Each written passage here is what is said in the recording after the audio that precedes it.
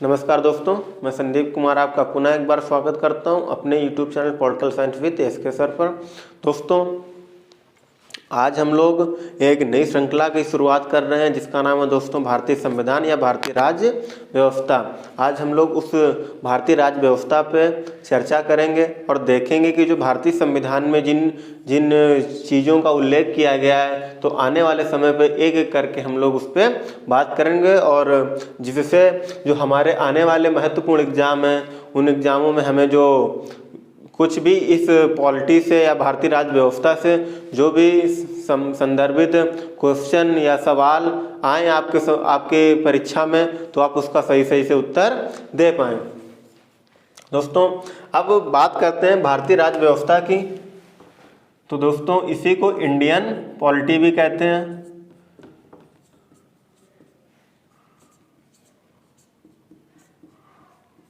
Indian polity दोस्तों इसी को कहते हैं। और ये इंडियन पॉलिटी या भारतीय राज्य व्यवस्था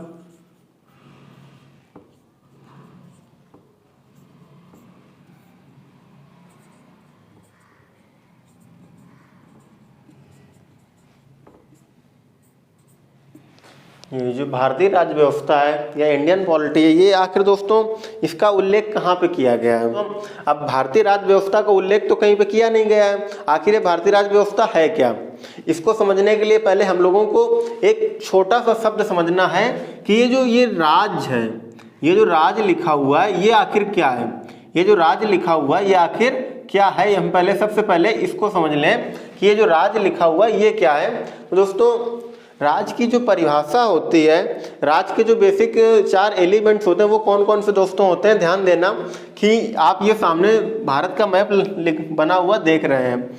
इसमें दोस्तों एक निश्चित जो ये सीमाएं बनी हुई हैं, ये इसको क्या कहते हैं दोस्तों,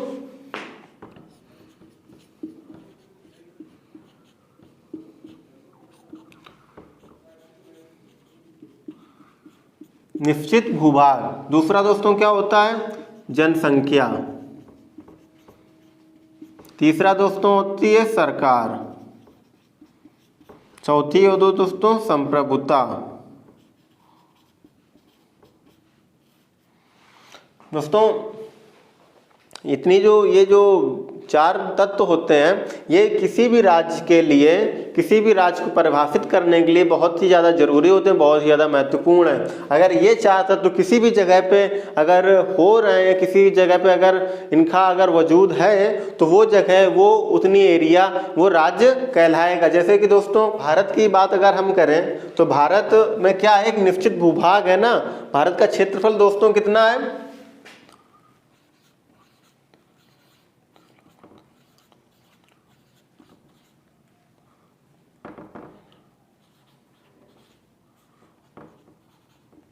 भारत का क्षेत्रफल दोस्तों कितना, 32,87,263 वर्ग किलोमीटर। मतलब आपको ये पता चल गया कि एक निश्चित भूभाग है, जो मतलब हमारा एरिया है वो कितने एरिया में फैला हुआ है, वो 32,87,263 वर्ग किलोमीटर के एरिया में फैला हुआ है। अब दोस्तों एक जनसंख्या होनी चाहिए। अगर इतना आपके पास भूभाग है, एक निश्चित लैंड है, तो उसमें एक जनसंख्या भी होनी चाहिए राज्य को परिभाषित करने के लिए। तो जनसंख्या दोस्तों कितनी इस समय भारत की, अब क्योंकि इतने बड़ा राज्य इसमें जनसंख्या भी तो रहती होगी, लोग भी तो निवास करते होंगे, तो उसके लिए दोस्तों जो जनसंख्या भारत के पास लगभग इस समय 130 करोड़ जनसंख्या के आसपास भारतीय जनसंख्या है। क्योंकि हम लोग जनसंख्या के मामले में दूसरे स्थान पे और जो क्षेत्रफल के मामले में वो हम लोग 7वें स्थान पे हैं। और इसके बाद दोस्तों इतनी जनसंख्या, तो इसको कंट्रोल करने के लिए आपस में वो लोग लड़ाई ना करें, या जो कानून की व्यवस्था है वो कानून की व्यवस्था बनी रहे, उनको न्याय देने के लिए, उनको अधिकार प्रदान करने के लिए एक सरकार होनी चाहिए। तो एक दोस्तों सरकार भी होनी चाहिए, जो कि राज्य के जो तीसरा बेसिक एलिमेंट्स है वो सरकार होती है, सरकार भी होनी चाहिए। चौथा दोस्तों संप्रभुता होनी चाहिए, जो कि सबसे महत्वपूर्ण है।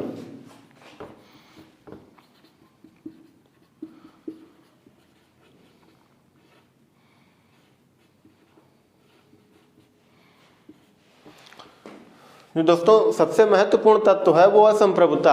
किसी भी राज्य में एक निश्चित भूभाग होना चाहिए, निश्चित एक जनसंख्या होनी चाहिए और एक सरकार होनी चाहिए और एक संप्रभुता जो होनी चाहिए, संप्रभुता जरूर होनी चाहिए क्योंकि बिना संप्रभुता के कोई राज नहीं रह कहलाता। और यही इसी चार तत्वों की बात हम लोग इस राज्य व्यवस्था में करेंगे, क्योंकि राज्य व्यवस्था का अध्ययन वहीं पे किया जाता है कि जहाँ पे ये चार तत्व मौजूद होते हैं, वो किसी राज्य के बारे में आपको बता रहे होते हैं। तो ये चार तत्व भारत के केस में भारत में मौजूद है, क्योंकि आप देख लीजिए 32,87,263 वर्ग किलोमीटर का जो क्षेत्रफल है हमारा, तो वो हमारी सीमाओं का निर्धारण कर रहा है। और जो 130 करोड़ के लगभग जनसंख्या है वो हमारी जनसंख्या के बारे में बता रहा है। और एक जो सरकार चल रही है, जिसके जो एक केंद्र में सरकार होती है, उसकी सरकार के अंतर्गत जो हम लोग शासित हैं, वो एक सरकार है हमारे पास। और संप्रभुता, दोस्तों संप्रभुता क्या होती है?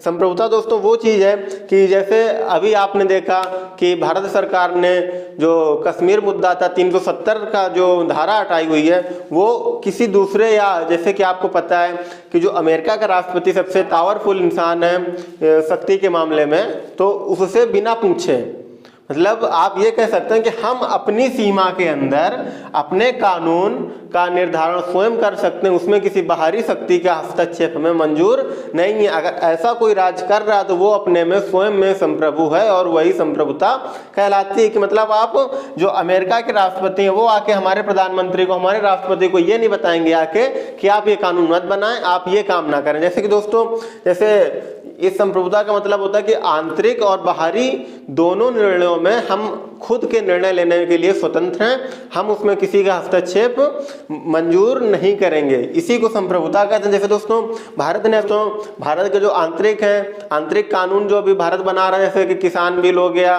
या जो अभी 3 तलाक का मामला आया, या 370 को हटाया, राम मंदिर का निर्माण, इसमें किसी दूसरी शक्ति से या दूसरी बाहरी राज्य की शक्ति से उसने नहीं पूछा कि हम ऐसा करें कि ना करें। ये हमारे आंतरिक मामले हो गए। जैसे बाहरी शक्तियां हो गई कि जो NPT पे जो साइन होने थे उस पर भारत ने अभी तक साइन नहीं किया। मतलब हम लोग बाहरी और आंतरिक दोनों स्थितियों के लिए स्वतंत्र हैं और उसके निर्णय स्वयं ले सकते हैं। उसी को संप्रभुता कहते हैं कि इसका सीधा सा मतलब होता है स्वयं में प्रभु, मतलब हम अपने खुद प्रभु हैं, हम अपने निर्णय खुद लेंगे, हमें किसी की सुनने की जरूरत नहीं है। तो ये दोस्तों चार तत्व जो होते हैं, ये चार तत्व किसी भी राज्य को परिभाषित करने के लिए बहुत ज्यादा जरूरी है। इन चार तत्वों के बिना किसी राज्य की परिभाषा देना नामुमकिन है। बिना इन तत्वों के कोई राज नहीं कहलाता। अब दोस्तों आपके दिमाग में एक सवाल आ रहा होगा कि अगर ये राज्य है तो फिर जो बिहार है, दिल्ली है, पंजाब है, फिर ये क्या है? दोस्तों एक सीधी सी बात समझ लीजिए कि जो पॉलिटिकल साइंस में हम लोग राज्य पढ़ते हैं, वो राज्य ये बिहार दिल्ली वाले राज्य नहीं होते हैं। उनको एक्चुअल में ये देखिए दोस्तों, ये जो राज्य है, ये राज्य अगर पॉलिटिकल साइंस की भाषा में देखा जाए तो ये राज्य राष्ट्र होते हैं। क्या होते हैं दोस्तों? राष्ट्र होते हैं। और जैसे कि बोलचाल की भाषा में तो इनको राज्य बोलते हैं। छोटे छोटे जो ये बिहार, झारखंड, उड़ीसा, पंजाब, पश्चिम बंगाल वगैरह होते हैं उनको तो राज्य बोलते हैं। लेकिन एक्चुअल में जो जब एकता की बात आती है, यूनिटी की बात आती है, तो जो पॉलिटिकल साइंस की बात होती है तो वो उनको राष्ट्र से संबोधित करते हैं। कि ये जो हम लोग ये तो नहीं कहते ना कि हम बिहारी हैं, कि हम पंजाबी हैं। अगर एकता की बात आती है तो हम क्या कहते हैं कि हम भारतीय हैं। तो जो ये आप देखो, अगर क्या आप एक बात बताइए कि क्या दिल्ली के पास ये चारों तत्व हैं? दिल्ली के पास जो राज्य के 4 बेसिक एलिमेंट्स हैं, क्या वो हैं? निश्चित भूभाग है, चलो मान लिए, जनसंख्या है वो भी मान लेते हैं, सरकार है वो भी मान लेते हैं। क्या संप्रभुता है दिल्ली के पास? नहीं है ना, क्योंकि दिल्ली स्वतंत्र नहीं है, या किसी भी जो भारत के अंदर कोई भी राज्य है उसके पास ये चीज नहीं होगी, जो संप्रभुता है वो नहीं हो। क्योंकि ये जो राज्यों का जो बंटवारा किया गया है, जो ये इतने 28 राज्य हैं, उन राज्यों का बंटवारा सिर्फ इसीलिए किया गया कि प्रशासनिक सुविधा हो। प्रशासनिक सुविधा के आधार पर राज्यों को बांट दिया गया है और सिर्फ हम लोग एक राष्ट्र हैं, वो क्या है? वो भारतीय हैं। तो जो पॉलिटिकल साइंस की लैंग्वेज में, भाषा में जो राज्य की परिभाषा होती है, वो राज्य मतलब राष्ट्र होता है। और राष्ट्र की परिभाषा में जो उसके जो बेसिक 4 एलिमेंट्स हैं, वो निश्चित भूभाग, जनसंख्या, सरकार और संप्रभुता। अगर ये 4 तत्व होते हैं तो वो एक राज्य कहलाता है। अब दोस्तों राज्य व्यवस्था पे आते हैं। बात दोस्तों पता चल गई कि राज्य व्यवस्था में जो 4 बेसिक तत्व होते हैं वो चार जो हम लोगों ने अभी बात की कि एक निश्चित भूभाग होना चाहिए, एक सरकार होनी चाहिए, एक जनसंख्या होनी चाहिए और संप्रभुता होनी चाहिए, तो वो तत्वों के बारे में हम लोगों ने बात कर ली। अब एक बात और होती है कि राज्य व्यवस्था में क्या पढ़ते हैं हम लोग, जो भी चीज़ें राजनीति से संबंधित संरचनाएं बनाती हैं, राजनीति से संबंधित जो भी चीजें संरचनाएं बनाती हैं उसको हम लोग राज्य व्यवस्था के अंतर्गत पढ़ते हैं। अब ये राजनीति से संबंधित क्या है दोस्तों, राजनीति दोस्तों क्या होती है इसको भी समझ लेना चाहिए आप लोगों को। हम लोगों के दिमाग में अभी 3 चीजें आती हैं फिलहाल के लिए, कि जैसे कि अब दोस्तों आती है, पहले क्या आती है दोस्तों, एक आती है दोस्तों पॉलिटिकल साइंस,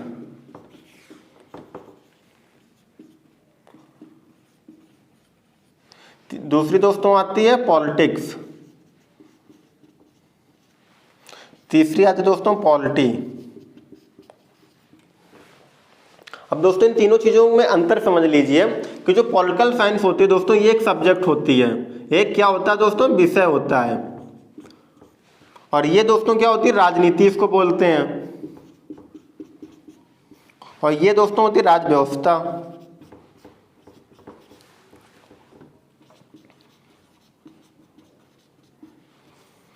अब दोस्तों समझ लीजिए कि जो पॉलिटिक्स होती है ये मानवीय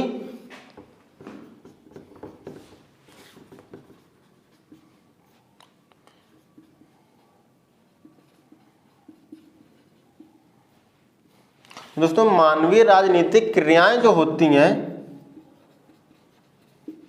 जो मानवीय राजनीतिक क्रियाएं होती हैं उनका अध्ययन हम लोग इसके अंतर्गत करते हैं दोस्तों, ठीक है। जो पॉलिटिकल साइंस होती है उसके अंतर्गत हम मानवीय क्रियाओं का अध्ययन करते हैं, उन मानवीय क्रियाओं को हम लोग क्या कहते हैं पॉलिटिक्स कहते हैं। और ये चीज तो आप समझ गए कि जो मानवीय क्रियाएं होती हैं उनका अध्ययन हम लोग पॉलिटिकल साइंस के अंतर्गत करते हैं, और ये कि ये सब्जेक्ट होता है और इसका जो विषय क्षेत्र है वो बहुत ही ज्यादा बड़ा है।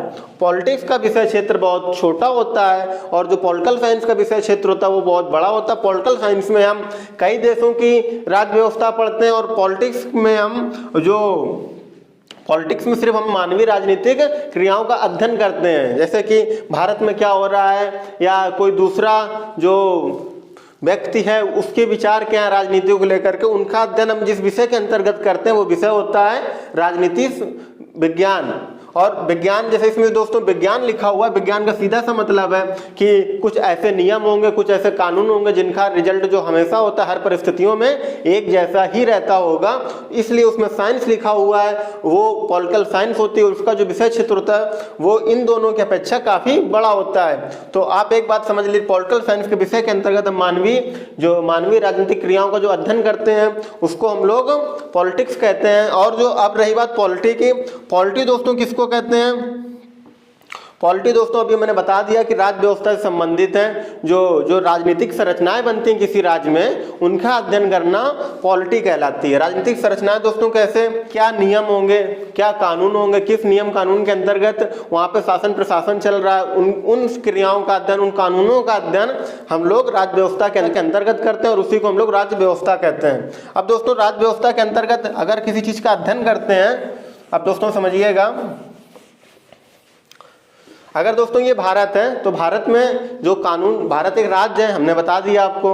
अब अगर ये भारत है, यहाँ पे कोई ना कोई कानून चल रहा होगा, वो कानून कौन से हैं, कानून दोस्तों 2 प्रकार के होते हैं, एक लिखित कानून होता है, एक अलिखित कानून होता है। भारत में लिखित कानून चलते हैं जो क्योंकि अब लिखे गए हैं तो किसी किताब में लिखे गए होंगे कानून दोस्तों, मतलब अगर कानून रिटन में है, लिखे गए हैं तो किसी किताब में लिखे गए होंगे।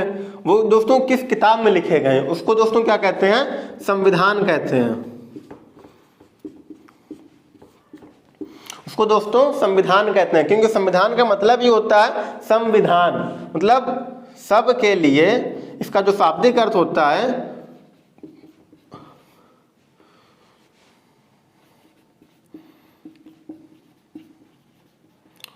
जो संविधान का शाब्दिक अर्थ होता है सब के लिए विधान, मतलब किसी के लिए भी जो अधिकार दिए जाएंगे, जो विधि बनाई जाएगी, सबके लिए बराबर बनाए जाएंगे, उसको संविधान कहते हैं। और भारत का जो संविधान हम लोग राज्य व्यवस्था के अंतर्गत उसी का अध्ययन करेंगे। मतलब किसी देश की, किसी राष्ट्र की, किसी राज्य की जो राजनीतिक संरचनाओं का जो अध्ययन किया जाता है वो राज्य व्यवस्था के अंतर्गत किया जाता है। क्योंकि दोस्तों हम लोग भारत की राज्य व्यवस्था का अध्ययन कर रहे हैं, इसलिए भारतीय राज्य व्यवस्था। अगर हम लोग अमेरिका की या इंग्लैंड की या किसी दूसरे देश की अगर राज्य व्यवस्था का अध्ययन कर रहे हो तो यहाँ पे लिखा होता है जिस देश की हम अध्ययन कर रहे होते हैं उसका नाम लिखा होता है। क्योंकि अभी हम भारत का अध्ययन कर रहे हैं इसलिए हम भारतीय राज्य व्यवस्था का अध्ययन कर रहे हैं, ठीक है। अब भारत का जो कानून व्यवस्था है वो भारतीय संविधान के अनुरूप चलाई जाती है, तो इसलिए हम लोग संविधान के बारे में बात करेंगे, संविधान में जो कानून है उनके बारे में चर्चा करेंगे। दोस्तों जो भारतीय संविधान है उसका जो निर्माण कैसे हुआ, भारतीय संविधान दोस्तों कब बना था?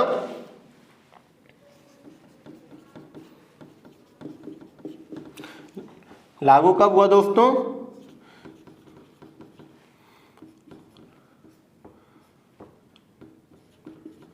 दोस्तों भारतीय संविधान जो लागू हुआ 26 जनवरी 1950 को लागू हो गया था। और ये बना कब था दोस्तों? 26 नवंबर 1949 को बनकर तैयार हो गया था। 26 नवंबर 1949 को बनकर तैयार हो गया था। 26 जनवरी 1950 इसको लागू कर दिया गया था। अब दोस्तों जैसा कि आप लोगों को पता है कोई भी जो बड़ी घटना होती है, जो मैं बता रहा हूँ कि छोटी छोटी घटनाओं का परिणाम होती है। अब जैसे आपको पता है कि भारत में अंग्रेजों का शासन लगभग 300 वर्षों से अधिक रहा है। भारत में जो अंग्रेज शासन कर रहे थे वो 300 वर्षों से अधिक समय तक के। भारत में अंग्रेज कब आए थे दोस्तों? 1600 ईस्वी में भारत में अंग्रेज आए थे। कब आए थे दोस्तों?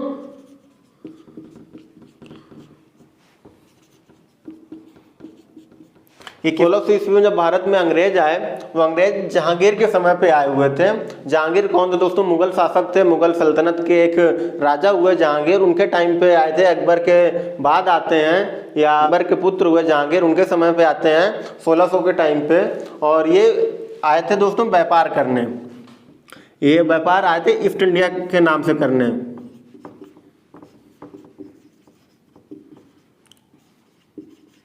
ईस्ट इंडिया कंपनी के नाम से भारत में व्यापार करने आया था। और इन्होंने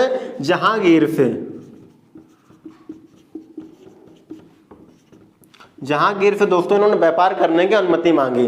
क्योंकि ये दोस्तों ब्रिटेन से आए थे, ब्रिटेन में उसमें महारानी एलिजाबेथ प्रथम का शासन था और उनसे अनुमति लेकर के ये भारत आए थे। और ये जहांगीर से अनुमति मांगते हैं कि हम आपके क्षेत्र में, आपके राज्य में, आपके भारत पर जहाँ भी आपकी सल्तनत है वहाँ पे हम अपना व्यापार करना चाह रहे हैं। और जो भी ये जिस चीज़ का भी उद्योग लेके आए थे व्यापार करने के लिए उसके लिए वो परमिशन मांगते हैं, अनुमति मांगते हैं और जहांगीर उनको अनुमति दे देते हैं। 1600 में ये लोग इंडिया आते हैं और जहांगीर उनको जब अनुमति दे देते हैं इनका व्यापार धीरे धीरे चलने लगता है। और दोस्तों उसी समय उसी टाइम पीरियड में लगभग 100 दोस्तों ये व्यापार कर लेते हैं। और इसी टाइम में, इसी समय में यहाँ इंग्लैंड जो होलैंड है जहाँ से ये लोग अंग्रेज आए थे वहाँ पे बहुत ज़्यादा चेंज हो रहा होता है, बहुत ज़्यादा बदलाव आ रहे होते हैं। वो बदलाव किस तरह के दोस्तों थे कि वहाँ पे संसद का निर्माण हो रहा होता है, वहाँ पे साइंस जो आविष्कार कर रही थी उनका बहुत ज़्यादा आविष्कार हो रहे थे चीज़ों के, लोग तरह तरह की चीज़ें बन रही थी, लोग तरक्की कर रहे थे। तो उसी क्रम में जब वहाँ पे संसद बन जाती है, इंग्लैंड में संसद बन जाती है और जो वहाँ की रानी एलिजाबेथ होती हैं वो उनके जो कानून थे, जो उनकी अनुमति थी, उनसे जो लोग ये शासन कर रहे होते हैं। और इसी समय इनको जब 100 साल पूरे हो जाते हैं, मतलब 1700 का टाइम, लगभग ये टाइम हो जाता है 1700 का, क्योंकि 1600 में अंग्रेज आते हैं, 100 साल ये शासन कर चुके हो, 100 साल ये व्यापार कर चुके होते हैं। इसके बाद जो टाइम हो जाता है वो 1700 ईस्वी का हो जाता है। और तब तक अंग्रेजों को ये समझ में आ चुका होता है कि जो भारत के राजा महाराजा हैं, जो मुगल सल्तनत है, ये आपस में इन लोगों में एकता बिल्कुल नहीं है।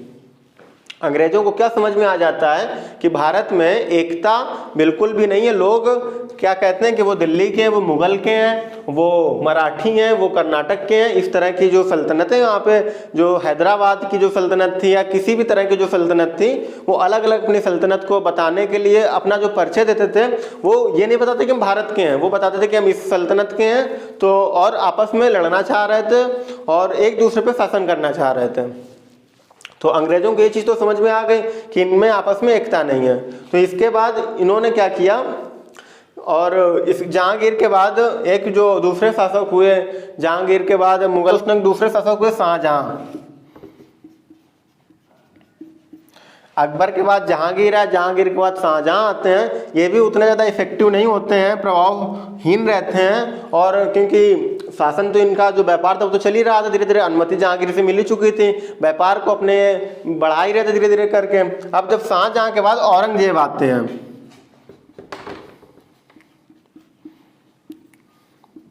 दोस्तों अब जरा ध्यान से समझिएगा, क्योंकि जो कहानी शुरू होगी वो औरंगजेब से शुरू होती है। क्योंकि जहांगीर के समय तो भारत में अंग्रेज आ जाते हैं, वो सिर्फ व्यापार कर रहे होते, लेकिन जो अब असली कहानी शुरू होगी वो औरंगजेब के टाइम से शुरू होती है। औरंगजेब की मृत्यु हो जाती है 1707 में। औरंगजेब की मृत्यु दोस्तों 1707 ईस्वी में हो जाती है। और औरंगजेब ने कर लगाया होता है 1669 में। अंग्रेज जो औरंगजेब होते हैं एक कर लगा देते हैं जिसको जजिया कर कहते हैं।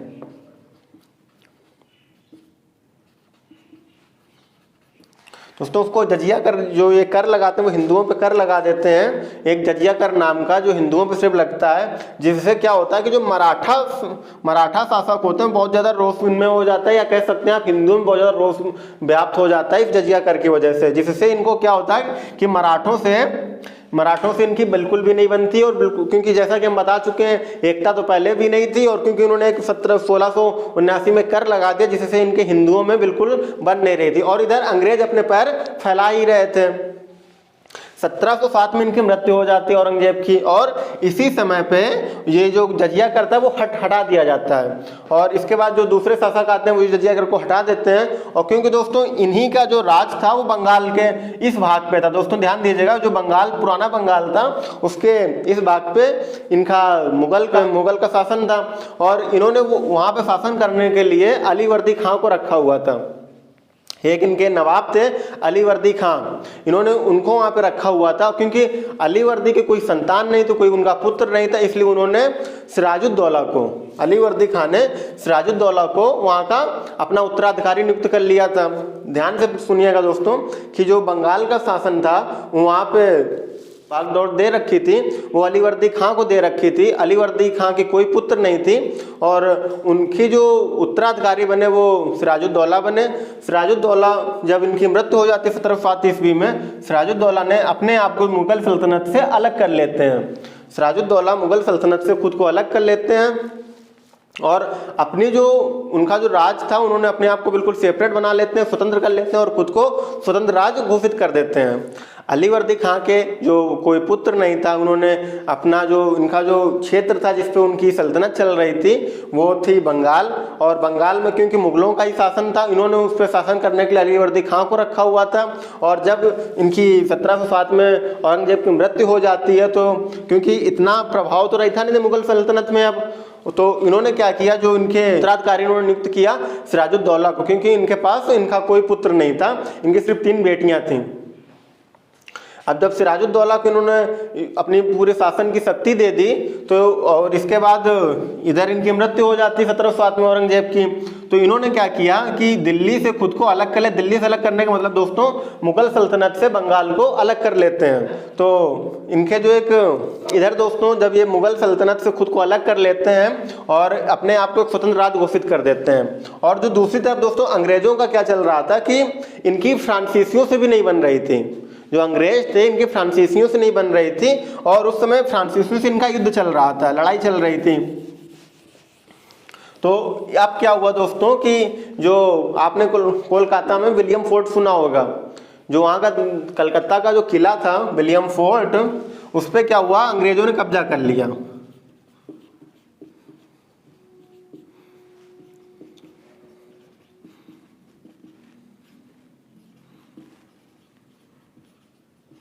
अंग्रेजों ने कलकत्ता के किले पे कब्जा कर लिया, क्योंकि दोस्तों ये बंगाल है, बंगाल में कलकत्ता था और बंगाल पे शासन किसका था, सिराजुद्दौला का। और जो अंग्रेज थे अपनी सुरक्षा के लिए उन्होंने किलेबंदी कर लेते हैं विलियम फोर्ट की। अब क्योंकि ये इनकी सीमा में थे, जो कलकत्ता होता है, जो किला होता है वो बंगाल की सीमा में होता है और सिराजुद्दौला को बिल्कुल पसंद नहीं आता और वो इसका विरोध करते हैं। और विरोध के फलस्वरूप लगभग 146 अंग्रेजों को एक कमरे में बंद कर देते हैं ये। सिराजुद्दौला 146 अंग्रेजों को एक कमरे में बंद कर देते हैं जिसमें हवा का कोई भी रास्ता नहीं होता है, एक अंधेरे कमरे में बंद कर देते हैं और जिसमें दम घुटने से अंग्रेजों की मृत्यु हो जाती है और सुबह उनमें से सिर्फ 23 अंग्रेज जीवित बचते हैं।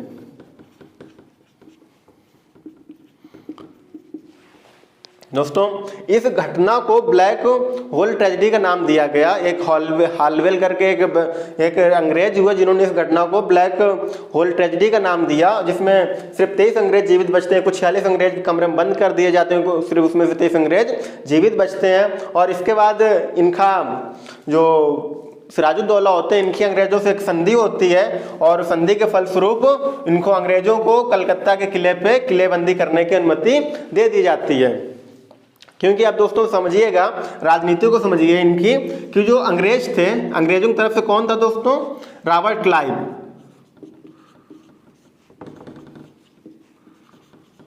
रॉबर्ट क्लाइव अंग्रेजों की तरफ से थे। और जो सिराजुद्दौला थे, इनके जो सेनापति थे, सेनापति दोस्तों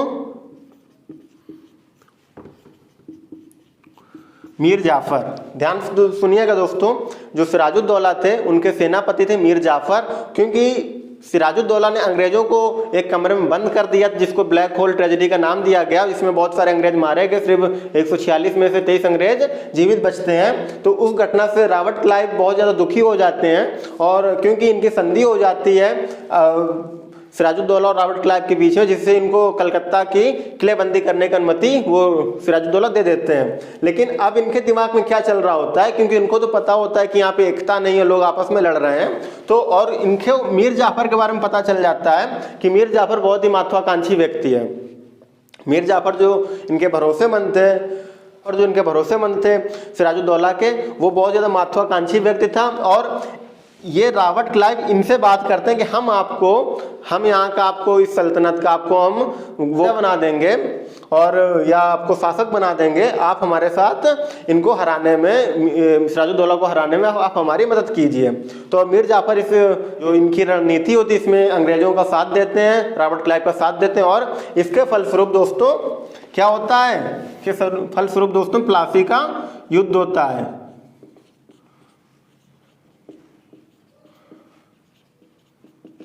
प्लासी का दोस्तों कब होता है? इसके जब रॉबर्ट क्लाइव और सिराजुद्दौला के बीच में जो संधि होती है, वो रॉबर्ट क्लाइव और सिराजुद्दौला का जो सेनापति होता है मीर जाफर, उसके बीच में वो संधि करते हैं कि हम आपको, अगर आप सिराजुद्दौला को हराने में हमारी मदद करेंगे तो हम आपको वहाँ का शासक बना देंगे। तो इसके बाद उसके फलस्वरूप प्लासी का युद्ध होता है जो 23 जून दोस्तों 1757 ईस्वी में प्लासी का युद्ध होता है दोस्तों। वो दोस्तों होता है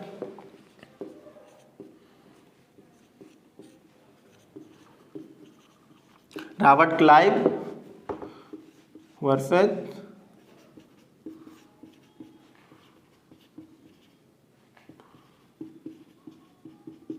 सिराजुद्दौला। ठीक है दोस्तों, ये जो प्लासी का युद्ध होता है, वो प्लासी एक जगह है जो पश्चिम बंगाल में पड़ती है, वहाँ पे युद्ध होता है। और इस युद्ध में क्योंकि जो इनके सेनापति थे मीर जाफर, वो अंग्रेजों का साथ दे रहे होते हैं और इस तरह से कूटनीति करके अंग्रेज इस युद्ध को जीत जाते हैं, इसमें विजय हो जाते हैं, अंग्रेज जीत गए। इसके फलस्वरूप मीर जाफर को वहाँ का शासक नियुक्त कर दिया जाता है। और मीर जाफर का जो पुत्र होता है, उस पुत्र के कहने पे सिराजुद्दौला को मृत्यु दंड दे दिया जाता है। मृत्यु दंड दे दिया जाता है सिराजुद्दौला को। यहाँ से सिराजुद्दौला की कहानी खत्म हो जाती है और मीर जाफर यहाँ बंगाल का शासक नियुक्त कर दिया जाता है। अब क्योंकि इनको एंट्री तो मिल गई इस युद्ध से दोस्तों, यही वो युद्ध है, प्लासी का युद्ध, जहाँ से अंग्रेजों को एंट्री मिल गई थी भारत में अपना पैर जमाने के लिए।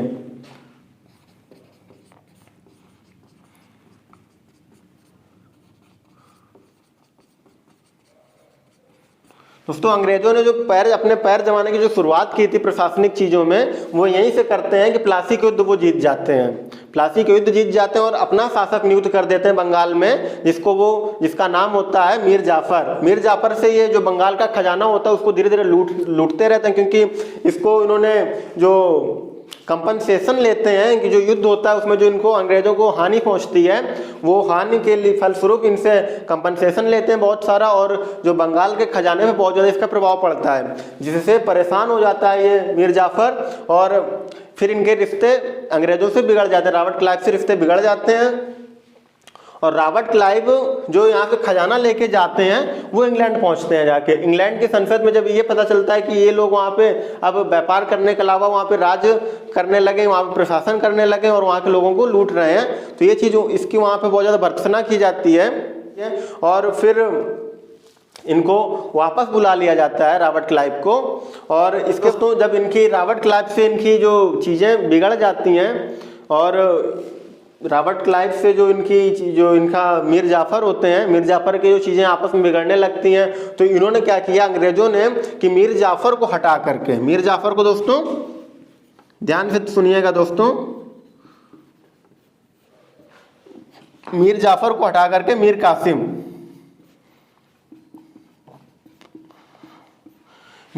जो कि मीर जाफर के दामाद थे, मीर जाफर के एक मीर कासिम दामाद थे, इनको गद्दी पे बैठा दिया जाता है। यानी जो बंगाल की गद्दी पे जो अब शासक था वो मीर जाफर को हटा करके मीर कासिम को बैठा दिया जाता है। और मीर जाफर से भी रिश्ते ज़्यादा दिन तक अच्छे नहीं चलते हैं। और रॉबर्ट क्लाइव जो कि यहाँ से सामान, यहाँ के जो चीज़ें थी, जो यहाँ का पैसा था, जो धन था, वो लूट लूट के इंग्लैंड ले जा रहे थे। दोस्तों अभी यहाँ पे जो मीर जाफर थे, मीर जाफर के बाद जब यहाँ मीर कासिम बैठ जाते हैं और यहाँ पे रॉबर्ट क्लाइव ने द्वैत शासन लगा दिया। दोस्तों ध्यान से सुनिएगा, अगर एक सवाल बन सकता है कि भारत में पहली बार द्वैत शासन कब लगा दोस्तों, तो पहली बार 1764 में,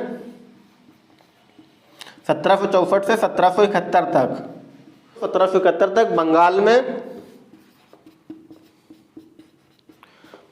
दोस्तों द्वैत शासन लगा। द्वैत शासन का मतलब क्या था दोस्तों कि जो फौजदारी के जो मामले थे, उसके जो कानून बनाने थे वो दोस्तों मीर कासिम को बनाने थे, और जो उसके दीवानी के मामले थे उसका प्रशासन अंग्रेज संभाल रहे थे। इसलिए इसको द्वैत शासन कहा जाता है कि फौजदारी और दीवानी की चीज़ों को, उनके सब मामलों को अलग अलग कर दिया जाता है, इसकी वजह से इसको द्वैत शासन कहा जाता है। और बंगाल में पहली बार द्वैत शासन लगाया जाता है अंग्रेजों के द्वारा। ये दोस्तों सवाल बन सकता है कि पहली बार भारत में द्वैत शासन कब लगा, दोस्तों उसका आंसर होगा 1764 से 1771 तक बंगाल में द्वैत शासन पहली बार लगाया गया था मीर जाफर और रॉबर्ट क्लाइव के टाइम पर के।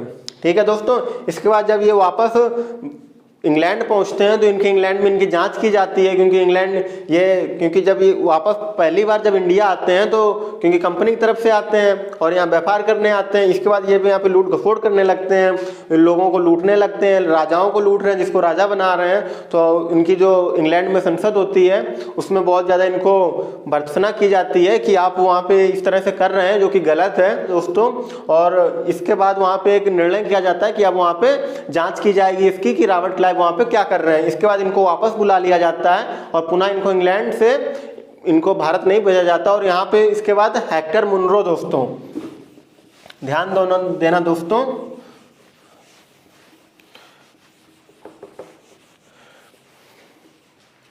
जो पहला युद्ध हुआ था प्लासी का,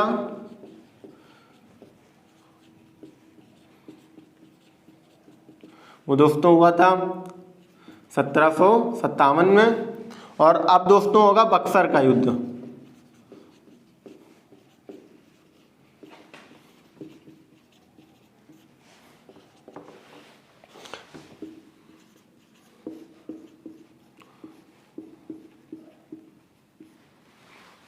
बक्सर का दोस्तों होता है दोस्तों, एक युद्ध हो गया था इनका प्लासी का युद्ध जिसमें अंग्रेज जीत जाते हैं, रॉबर्ट क्लाइव जीत जाते हैं। अब दूसरा युद्ध होता है बक्सर का युद्ध, क्योंकि जब ये रॉबर्ट क्लाइव वापस इंग्लैंड पहुंच जाते हैं, इसके बाद वहां से आते हैं दोस्तों हेक्टर मुनरो।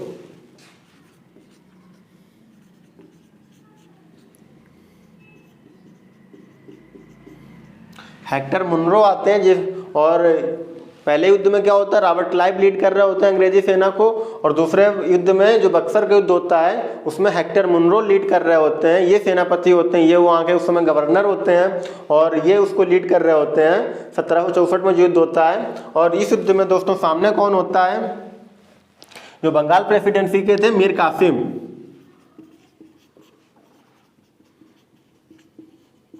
मीर कासिम होते हैं। दूसरे नंबर पे दोस्तों होते हैं मुगल बादशाह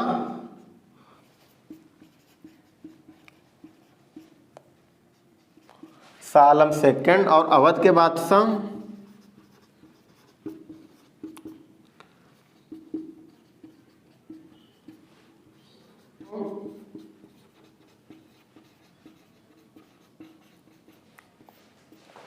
दोस्तों ये तीन लोग आपस में बात करते हैं और ये कोशिश करते हैं कि अब जो हेक्टर मुनरो, क्योंकि दोस्तों हुआ क्या था कि मैंने आपको बताया था कि जो ये रॉबर्ट क्लाइव थे इनसे रिश्ते पहले मीर जाफर से बिगड़ते हैं, फिर मीर कासिम से बिगड़ते हैं, और मीर कासिम से बिगड़ने के बाद इन्होंने जो अपनी राजधानी होती है वो मुर्शिदाबाद कर लेते हैं और अपनी राजधानी को बदल लेते हैं।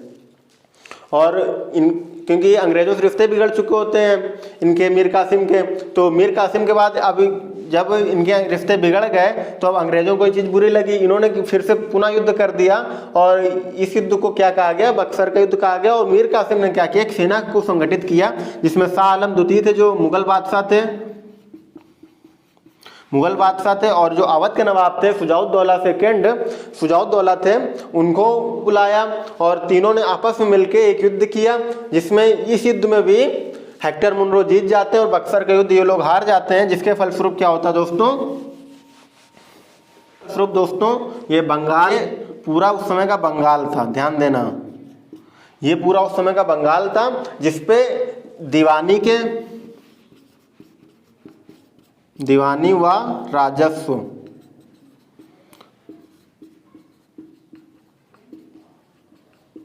दीवानी और राजस्व के अधिकार हेक्टर मुनरो को मिल जाते हैं और यहाँ से ये पूरी तरह से पैर जमा लेते हैं शासन प्रशासन में, क्योंकि यहाँ पर ध्यान देना दोस्तों, दीवानी के भी और राजस्व के अधिकार अंग्रेजों को मिल जाते हैं। ये वही युद्ध है, ये वही निर्णायक युद्ध है जहाँ से इनको राजस्व और दीवानी के अधिकार अंग्रेजों को मिल जाते हैं। हेक्टर मुनरो वो सिपाही थे, वो सेनापति थे, जिनकी वजह से अंग्रेज बक्सर का युद्ध जीते। और ये तीनों जो वहाँ के अवध के नवाब थे शुजाउद्दौला, मुगल शासक जो थे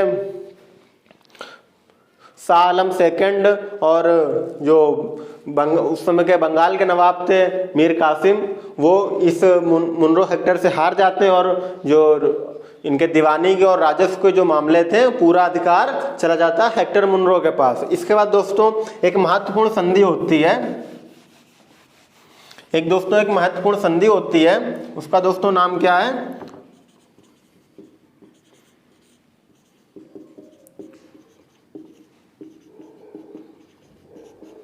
इलाहाबाद की संधि।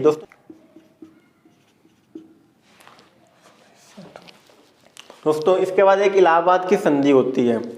ये वही महत्वपूर्ण संधि है जिसके बाद अंग्रेज पूरी तरह से, दोस्तों ये दो निर्णय, एक तरह से आप कह सकते हैं प्लासी के युद्ध से इनको एंट्री मिल जाती है घुसने की, बक्सर के युद्ध में इनको दीवानी और राजस्व के अधिकार मिल जाते हैं, और जो कब्जा करते हैं भारत पे, जो कब्जा करना शुरू कर देते हैं वो यही इलाहाबाद की संधि है। जिसके बाद इनकी जो ये चीज़ों में बहुत ज़्यादा बढ़ जाती है। इलाहाबाद की संधि दोस्तों क्या थी, और इलाहाबाद की संधि के फलस्वरूप जो फिर क्या होता है कि जो मुगल शासक थे शाह आलम द्वितीय थे, उनको क्या देते हैं कि जो मीर जाफर से कड़ा का क्षेत्र,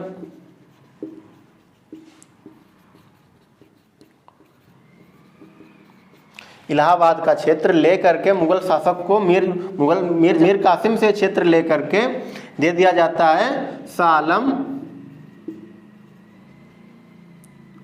आलम सेकंड को। और इनको बिहार, उड़ीसा और बंगाल के जो अंग्रेजों को जो राजस्व और दीवानी के जो इनको अधिकार मिल जाते हैं यहीं से इलाहाबाद की संधि से, और इनको इसी संधि में कड़ा का क्षेत्र, इलाहाबाद का क्षेत्र दे देते हैं मुगल शासक शाह आलम द्वितीय को। इसके बाद यही जो इलाहाबाद की जो संधि होती है दोस्तों 12 अगस्त 1765 को, ये वो महत्वपूर्ण संधि जहाँ से अंग्रेजों ने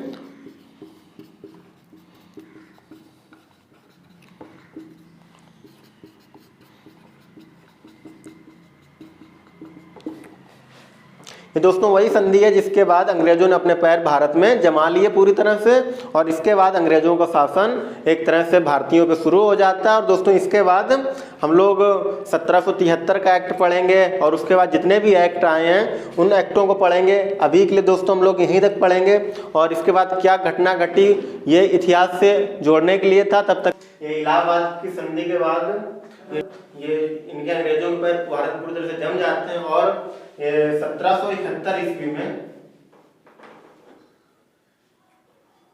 1771 में दोस्तों वारेन हेस्टिंग आते हैं दोस्तों भारत। और इसके बाद दोस्तों रेगुलेटिंग एक्ट का कार्यक्रम शुरू हो जाता है। जो रेगुलेटिंग एक्ट आते हैं भारत में, जैसा कि हम आपको पढ़ाएंगे बाद में, आगे चल के पढ़ाएंगे दोस्तों कि जो रेगुलेटिंग एक्ट आते हैं उसमें से दोस्तों सबसे पहला जो रेगुलेटिंग एक्ट आता है वो 1773 का होता है। और इस समय दोस्तों जो जिनके टाइम पे आता है वो दोस्तों होते हैं वारेन हेस्टिंग। अब दोस्तों हम लोग इनके वारेन हेस्टिंग में के बारे में, या जो ये रेगुलेटिंग एक्ट था,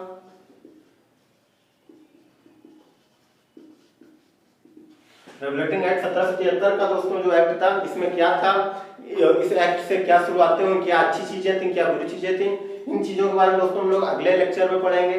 उसमें जानेंगे कि वारेन हेस्टिंग के बाद जो भारतीय संविधान का जो बनने का जो उसके पूर्व का जो इतिहास था, उसने किस तरह से उसका आगे बढ़ा वो इतिहास, उसके बारे में जानेंगे दोस्तों। और जो एक्ट है, या फिर 1857 के बाद जो ताज का शासन हो जाएगा, जो राजा का शासन हो जाएगा भारत में, उसके बारे में दोस्तों पढ़ेंगे। तब तक के लिए दोस्तों इसको अभी रोकते हैं यहीं पे। इस एक्ट तक हम लोग एक्ट के बारे में दोस्तों नेक्स्ट लेक्चर में पढ़ेंगे। तब तक के लिए दोस्तों नमस्कार।